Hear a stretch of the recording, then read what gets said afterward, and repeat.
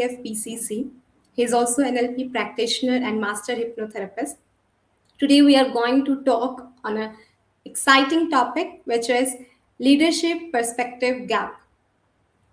And yes, if you have any questions, you can just put in the LinkedIn Live comment section. We are also going to highlight some of the interactive participants as well. Welcome, Rohit, on this stage.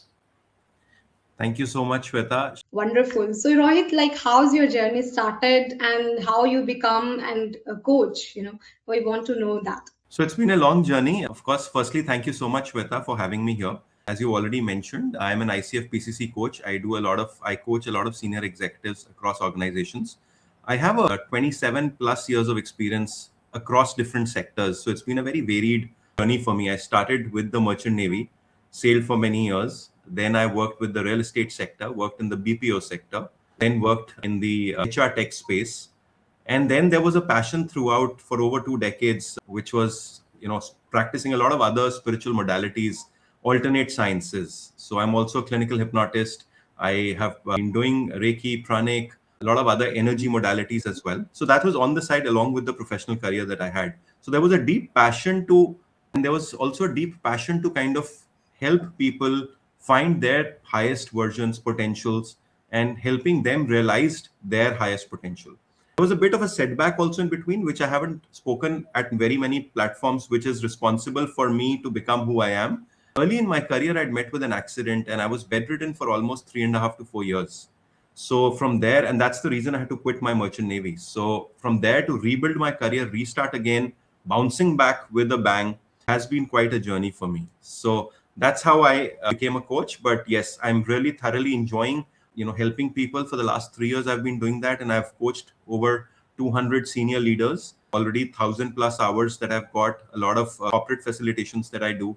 So I'm working in different shapes and forms with different groups, individuals, teams across organizations. So that's a little It's an about. amazing journey. Yeah, I mean, lots of people tell their achievements, not challenges and setback. And you have shared that it totally show that yes, where you are coming from and you have achieved and you are helping lots of people, leaders.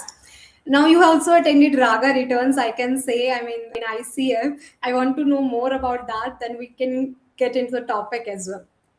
Absolutely. So the Raga Returns is the second edition of the Raga. Essentially stands for Ripple of Awareness, Growth and Aspirations. And this was a concept which started last year, the entire ecosystem of coaching, which is the ICF coaches. For people who are not familiar with ICF, it's International Coaching Federation. This is the largest governing and accreditation body across the world for coaching, based out of the US, but it's present in almost all countries. So the Delhi NCR chapter, I'm also board member there, but the Delhi NCR chapter is what started Raga last year. Raga Returns is the second edition this year, bigger, with a lot more insights, knowledge, networking. So it's a fantastic platform for people who would like to join. Please feel free to join us on 4th April in India Habitat Center. You'll just need to register for that. But we'll have over 200 coaches and aspiring coaches. 6 o'clock. Some of the senior industry leaders would also be there. So for anyone who's interested in the topic of coaching, that's the place for you to be. Wow, I mean, I'm super excited. And yes, friends, if you want to join Rohit, you can join him in the Raga Fest. And yes, Rohit, let's come back to the topic, leadership perspective gap. I mean, nowadays, aspiring leaders, senior leaders, they want to achieve. Still, they have certain barriers. They have certain career roadblocks. According to you, what this topic means? So the leadership perspective gap, essentially what we refer to when we thought about this topic is I've mentioned, I've coached a lot of senior leaders, mid-level, mid to senior.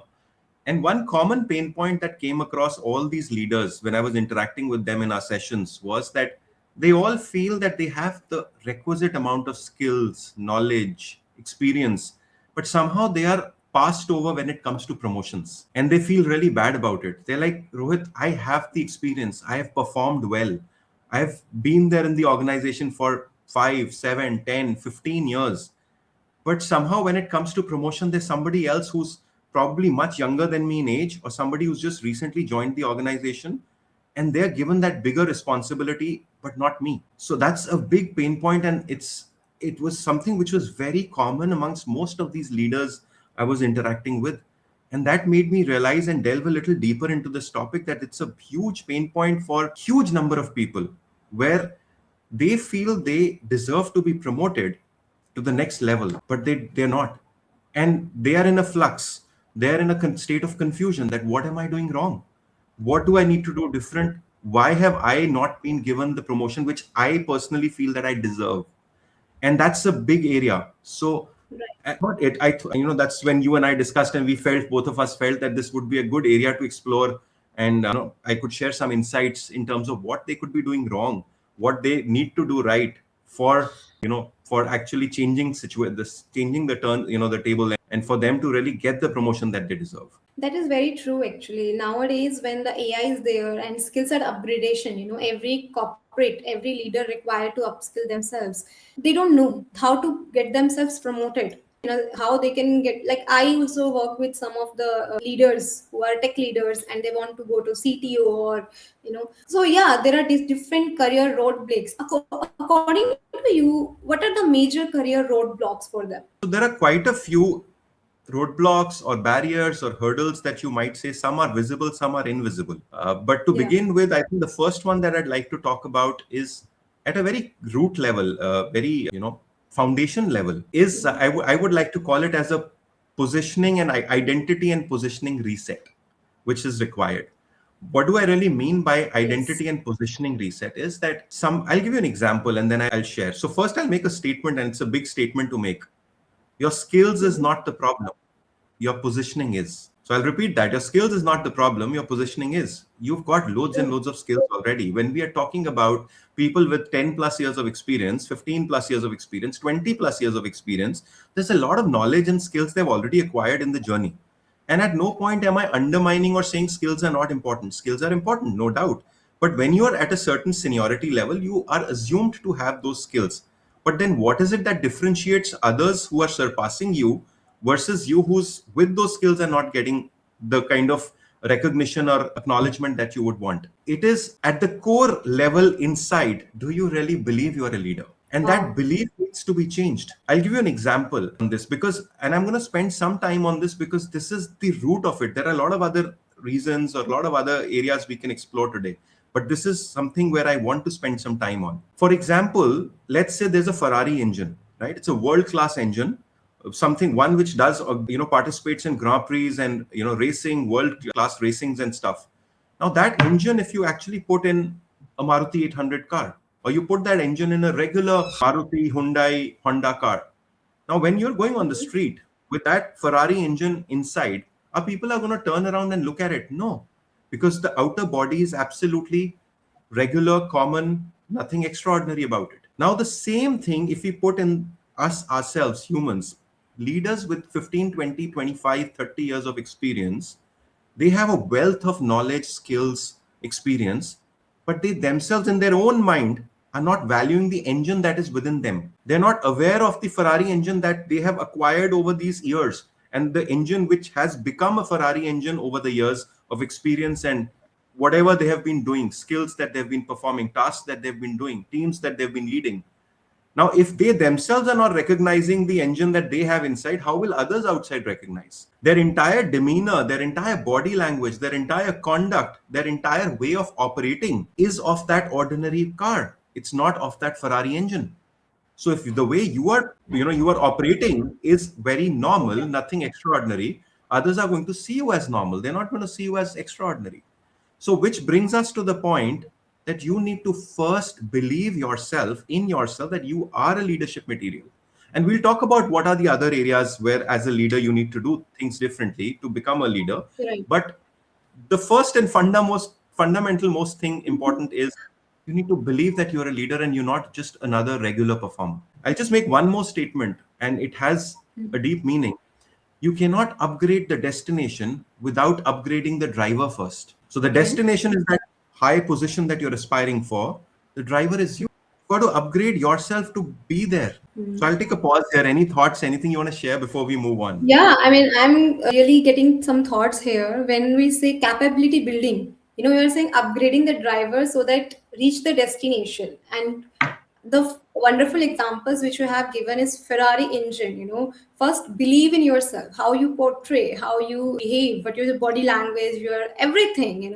When you show that you are leader, then only you get the leadership responsibilities which you are looking forward for. Then only the seniority, they will think like, yes, this is the person whom we can share the responsibility with. Amazing examples you have shared. Yeah, I mean, further here, when you mention capability building, positioning, still people are not aware how to position themselves. They are scattered all here and there. How to position themselves, and certainly this is the roadblock people, leaders are facing. Yeah. So thanks for adding that, Shweta. Absolutely, I concur what you're saying. And just to add, Mm. since you asked how do they really position themselves, there's another big hurdle that comes in the way. There are many, like I said, but there's another Yeah. prominent one, which is after the identity, belief, and positioning part is looked at and reset, it is executive presence. Now, what does executive presence mean? A lot of times, I'll give you an example. There is this person, he did fantastically well. He was the best performer for almost 4 to 6 months in a row. And then when the review meeting happened, the appraisal review meeting happened, he was told by the senior leader or the HR team that you need to improve your executive presence skills. He was shocked. He's like, what does this really mean? I've been performing for 6 months nonstop, being rewarded for being an outstanding performer. And now here I'm told that I'm not ready for the next level because my executive presence is not good. So let me decode that for you and all the viewers. Executive Yeah. presence essentially, as per Harvard Business Review, executive presence is made of three things. It's made of gravitas and appearance. Now, in the same order as I've just said, and this is as per Harvard Business Review. So, gravitas, I'll share what it really means before I'll talk about communication and appearance. Just now, I'm not saying communication and appearance is not important. It's important. How you speak, are you able to articulate your thoughts? How do you really show up in terms of your communication? It matters. How you dress up matters. But just dressing louder and speaking louder, dressing in great suits is not going to get you anywhere. It's going to be hollow. Why is it going to be hollow? Because the gravitas is missing. And what does gravitas mean? Gravitas is essentially the weight behind the words that you speak, the confidence in the decisions that you take. How do you, as a leader or non leader, how do you, as a person or a professional, respond in under high pressure situations? How do you deal with people and treat them when you are under high pressure? All of these things are observed by not just one person or not by your team, but everybody in the organization. Your entire energy that you bring to the office when you walk in out in that door and when you walk out of that door is being assessed, judged, observed. Do you bring in when you walk in, when you're talking to anybody, not necessarily in a meeting, it could be a coffee break, it could be a lunch break, but when you're speaking and when you're showing up, are you showing up as somebody confident, somebody who's in control, somebody who knows that I've got this, or somebody who's always anxious, somebody who's always nervous, somebody who's always overwhelmed? Now, these are things which are not said, but these are things which are observed. These are silent, but they are very powerful. So the gravitas Mm. essentially, and CTI, Center for Talent Innovation, a very renowned research institute in New York, they've also Mm-hmm. said 26% of what is required alone, 26% of what is required to get promoted is gravitas itself. So you can imagine the importance of this. Right. And this does not come, it doesn't come overnight. It comes with experience, it comes with having knowledge and skills, but more importantly, it comes with self awareness. Now, what people are missing today, these senior professionals that we're talking about, they are not Yeah. realizing their own potential. They're not realizing how they are being perceived by people. So it is, when I said skills is not the problem, positioning is, it's not about what you feel about yourself. It's about what the top management sitting on top, what they feel about you, what they think about you. Are you being Mm. viewed as somebody who can lead an organization? Are you being viewed as somebody who has a strategic visioning mindset, somebody who can actually show direction to the company, somebody who can go and surpass their normal tasks that they're doing, which the people could be very great at doing, they could be excellent performers at what they're doing, but are they going Right. beyond that, giving suggestions for different departments, for the company overall to grow, to prosper? Are they looking at market opportunities and saying, the discussion rooms, strategic discussion rooms, are they bringing about some new ideas, fresh perspectives? All that is what is required, which people miss out on. I'll take a pause. Very true. Yeah, and it's very important point you have picked up that people, leaders should, if they want to be a leader and in the senior roles, they should come up with the ideas. And I love this point when you mentioned, like, come up with the ideas, show that you're a visionary leader. But the vision, what is your vision if you're working in the company for 20, 30 years? You have already seen the ups and downs of the company face, the corporate culture, everything. What is your Right. vision about the culture? How you can help the company to improve? Lot of things, and it takes really work on self awareness, which you mentioned, in emotional intelligence. I love the part which you have shared, that people, how people perceive you, how top management perceive you as a leader, then only you are going to be the that kind of, you get that kind of role itself. Now here, I have found people even from 20, 30 years, they have skill set, they know themselves. They are not able to communicate, which is the second part which you have mentioned. So what is the second thing? Like communication, and that thing maybe it's little less for them. So honestly, like I said, communication skills are important because Right. obviously, if there are two people, let's say they are being considered for a role which is more senior for a promotion. Let's say both of them are equal performers, but one of them is a good communicator and the other isn't as good. Yeah. But the other person who's not so good at communication has a very strong executive presence overall because of the gravitas. Now, this person speaks well. Let's talk about person A, person B. Person A speaks well, very well, but he does not lack that gravitas that is so important. Whereas the other person, not so good in communication, can still communicate, but the gravitas is there. He is very sorted, very calm in high pressure situations, comes across as someone who knows his job and he knows how to handle a team. Now, who's going to get a promotion? The one with a better communication or the one with better gravitas? Of course, the one with better Gravity. gravitas. So, Right. I'm not undermining the importance of, and there are a lot of leaders that we have. Look at Narayan Modi. He's one of the most introvert people, one of the most humble people, and one of the most dynamic leaders. He might not be the best communicator, but he Right. masters executive presence because of gravitas. So, and when we talk about appearance, he always has, all those years and decades, he's been dressed up in one slippers and very simple shirt and trouser. No style, no suits, nothing whatsoever. But yet he's one of the icons. So it's a Right. very clear example that yes, I can't get into how to become a better communicator because that's going to be a different topic altogether. Different. And of Absolutely. course, people need to they need to build the skill of and the art of communication. Also, it's important. But the reason what I'm again coming back to gravitas is that it's more about inside out. So they need to first become more confident of who they are in their skin, then learn the art of communication, and that combination is a lethal combination. Wow, I mean, yeah, very important combination, you can say. This is the first perception gap, which is very important. And I think leaders should work on this. And any other point you want to mention, any other gap which leaders are getting? Okay, No sorry, just worries, one. Yeah, yeah. comfortable. So yes, so I want to speak. I want to, since you mentioned and brought in emotional intelligence, I'd like to share a little about emotional intelligence as well. It's a given norm when as you keep going higher in the ladder. It's a given that you are good at what you do. It's a given that the skills that you've acquired, you already have those hard skills. But what Right. starts getting more and more important is softer skills. How are you able to empathize with others? As a leader, the higher you go in the organization, your stakeholder management skills become very important. Are you able to connect with the larger audience, which is internally, the inner ecosystem of the organization? Of course, the outer as well, but the inner is equally important. We always say, right, the clients, all the employees of an organization are your internal clients first, Right. and then the external clients. So you've got to keep True. your inner clients happy and your external clients happy both. For that, it's very important that you become emotionally intelligent. What does that really mean? Emotional intelligence, a lot has been spoken about, but in short, it is the ability to manage one's own, be aware of one's own emotions, be aware of others' emotions, and manage your and others' emotions together. In short, so you've got to Right. learn the art of empathizing with others and offering support wherever it is required. not restricting oneself to just empathizing, but offering support.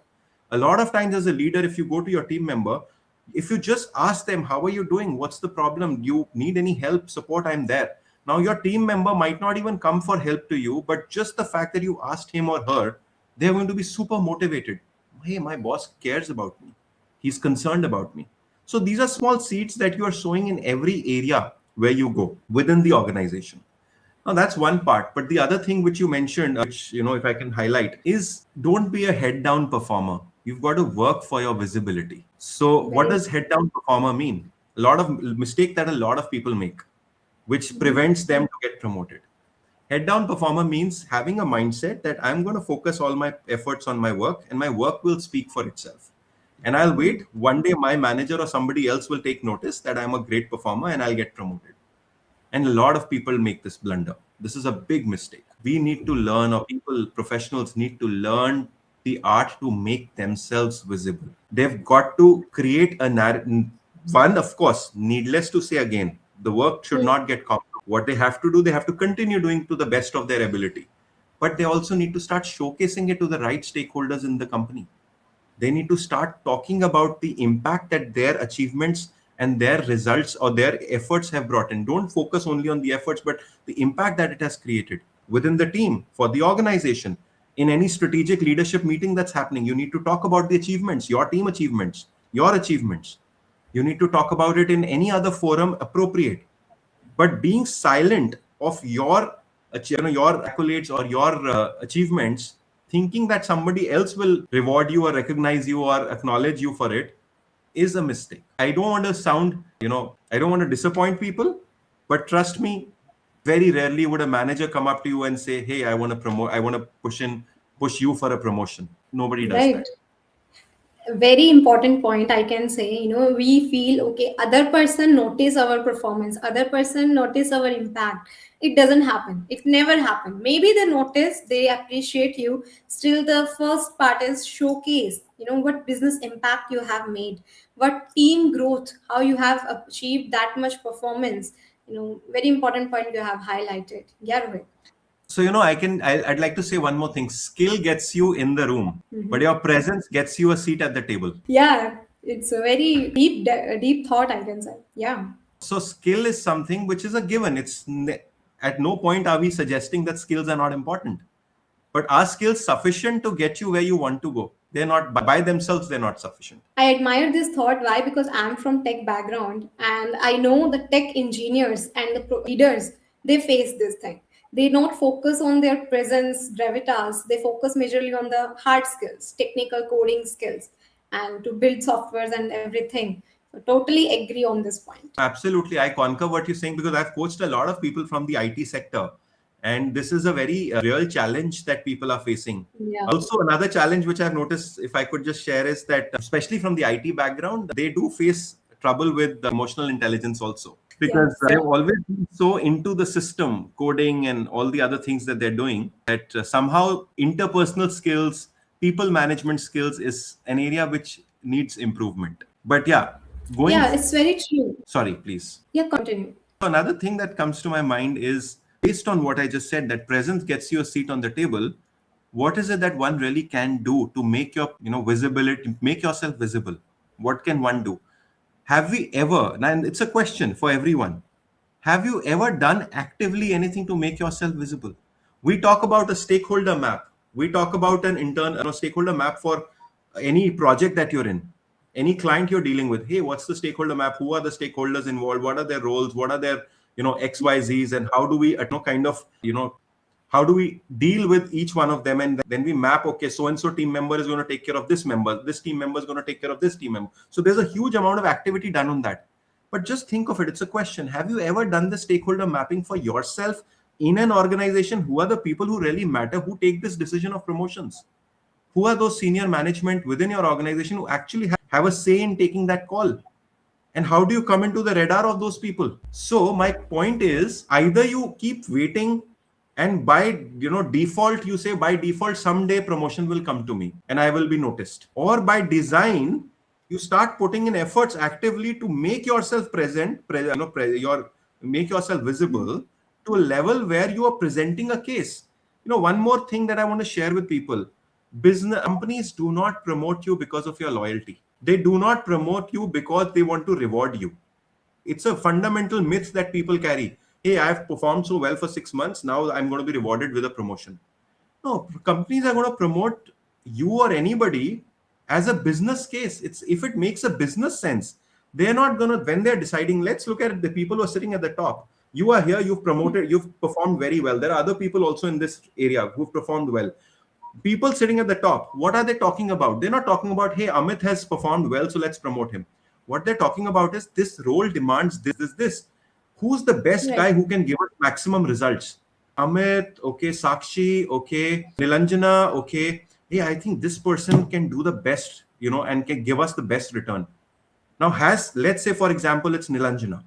Has Nilanjana performed as well as the other person, Amit, for 6 months? No. But why is Nilanjana still promoted? Because they don't care about who's performed for 6 months. They're looking ahead.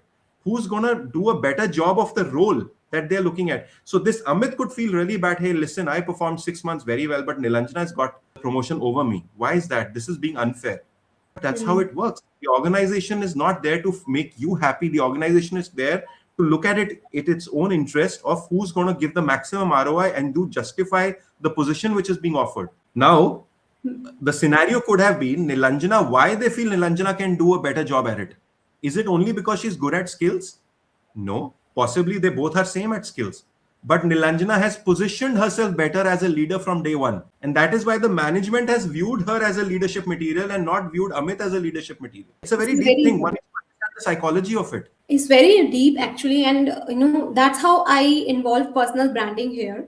I have seen people who are working in Google and they are building their personal brand. They are showcasing their talent, their skill set, also showcasing that they have soft skills, as you mentioned, presence, team building skills, lots of different skill set, which is soft skills.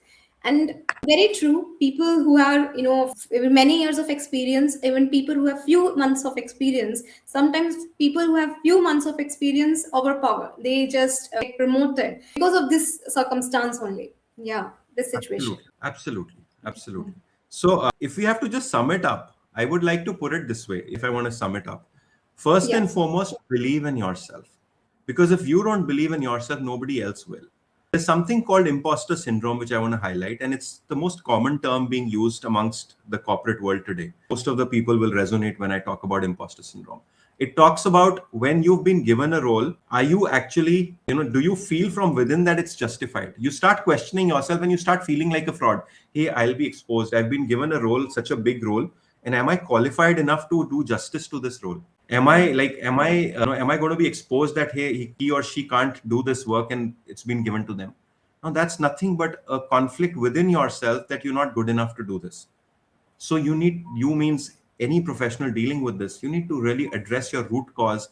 You need to start believing, living, eating, talking to yourself that I am the best. I've got this. And you've got to try and start rewiring your clusters of neurons, the patterns that have formed in your brain, saying that I can't do it, convert it to I can do it and I am leadership material. That's a huge difference between people who rise very fast and people who don't rise. It's actually starting from here. Outside, it's only manifesting according to what's going on inside here. Right. And yeah, it's like a creation two times, first in mind and then in the real world. And Absolutely. people like celebrities like Virat Kohli and lots of celebrities I have heard, like I'm the best. Who else can win this thing? Absolutely. So yeah, you have Absolutely. mentioned that On concept. the Any on the client, lighter, any yeah, sorry, please. continue please. I was just saying on the lighter side, since you talked about I'm the best, something came to my mind. On the lighter side, everyone will resonate. Shah Rukh Khan, Mhm. right, from Bollywood. Way back, about I think 20 years back, he was Uh, interviewed, and there was one interview which was floating that time. And in that interview, he said, the journalist asked that, who's your competition? And she named two, three, four actors at that point in time who were the stars. And he said, none of them, because I'm the best. Now, at that time, we were not evolved enough to understand what he meant. He was not being right. arrogant, and it was taken as arrogance by a lot of people. But the point he was trying to Mm, say was that he believed he was the best, so he was not in competition with anybody. Does not mean others were not good. In his mind, he kept right. on saying that I'm the best, and he actually became one of the best. So it's That not is true. That something is which, the manifestation. yeah, absolutely. So he kept telling himself he's the best, and his brain and his neurons and in the entire chemistry of his body and the universe, it started working in that fashion that he's the best, and he needs to get the best opportunities, he needs to get the best results, he needs to get the best recognitions, and that started happening. Right. Any client journey you want to share with us? Like any exciting client journey who face this leadership perspective gap you want to share? There are a lot actually, to be honest. But yes, since you're asking, I can talk of one of them. One of the very senior bankers, banking professionals, one of the leading banks. I'm not taking the name, but he was a AGM, and AGM in a large bank is a reasonably senior position. He was working in that bank for almost 20, 21 years, and while he was at a senior position, because he had almost like what 40, 50 branches under him, which is a Mhm. pretty large role to play. But he was still feeling inside a feeling of unjust that I deserved better, but I don't know why I'm not getting it. And over the sessions that we did a lot of deep reflection in some sessions of what he was feeling about himself, not about the role, not about the company, but what he was going through inside. And exactly what I shared some time back is what he was going through. He just did not, he was suffering. If you heard, there's something called fear of failure, right? Everybody gets fear, but there's something Yeah. called success. That's Yes. also equally true. Fear of success is that you feel you are there, but the minute some promotion, not promotion, but any opportunity comes your way, you freeze, because then the question starts coming in: will I be able to perform? Will I be exposed? What if I fail? My reputation is going to completely go away. So he was going through that, that fear of success mode. He Hmm. had all the skills, he had got recognition, but he just was not able to go beyond that. There was a ceiling in his mind which he had created. So we had to do a lot of inner work, a lot of strength finding within himself, getting him in touch with his core instincts and core strengths that he had, leveraging all the past achievements that he had, and certain other things that we did in terms of reprogramming at the core level what he felt about himself, not anything to Right. do with outside. And then Mhm. just that shift in few sessions brought about a huge change. And I'm very happy to say that within a span of next 3 to 4 months, when the one of the positions was open for promotion, he got promoted. So he was so happy, and of course, it was a very happy moment for all of us, for me as well. Yes, that kind of experience, you cannot express in words. When you are helping a client and results got, and they also get benefited. Amazing. So, Rohit, any three words, any three things you want to share, like these things you need to do if you get out of this leadership perspective gap? I've already shared so much about it, but Yeah, only one thing I would, three. yeah, absolutely. I would like to make one statement: thoughts become things. So this is from the book Secret, and also there's a documentary film called Secret. This had got released in 2003, but of course now it's become more and more popular. So most of the people might be aware. If you're not aware, please read this book called The Secret. It talks about how your mind works and how your mind can make things manifest, good, bad, or ugly. So when I said thoughts become things, you need to recheck all those people who are stuck somewhere. Please start becoming more aware about what's going on inside you, because you're right now focusing only outside you. You're not looking at what's inside you and what needs to be fixed inside to get the results outside. That is Right. the most important, and that's a lot of other things could be there, but this is the most powerful thing that you can do for yourself. Okay, wonderful. So, any message you want to share, Rohit, with everyone, with the audience? Yes, I think I've shared a lot, but yeah, if anybody wants to connect with me, I run a program which is a 3 month program specifically for executives who are facing any kind of roadblock, any kind of hurdles.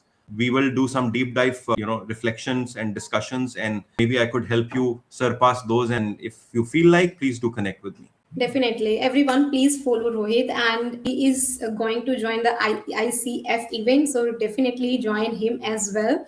And yes, Rohit, any legacy you want to keep behind for everyone? I Okay, so any legacy, as in any message, is what you're saying, right?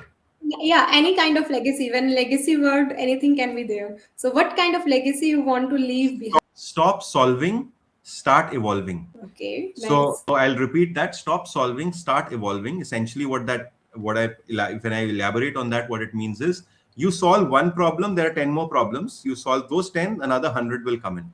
But what you need to do is you need to start evolving yourself to this level where problems become insignificant, because you are far more capable. So you need to evolve yourself. Problems will diminish by themselves. And if I can just add on to it, I'll just take a pause here, but for it to really settle in for others. But if you want to add on to it, just one more thing, which is universe does not give you what you want, it gives you who you are. So what that means is, what frequency are you vibrating at? And that frequency is again defined with how you show up, the energy that you carry, what you're thinking, what you're feeling. And based on those thinking and feeling, you're acting. Those actions could be very powerful, progressive, they could be detrimental.